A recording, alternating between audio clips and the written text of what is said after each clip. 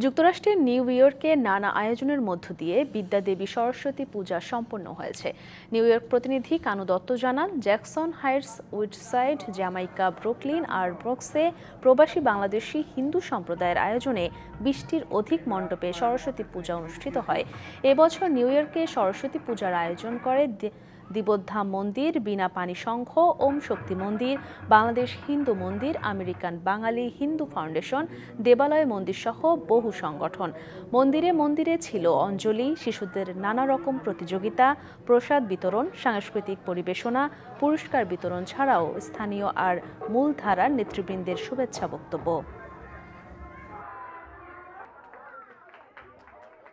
It is a celebration that reminds us of the importance of coming together as a community and to be able to celebrate and also spread knowledge within each other. By coming together, we are making our community stronger.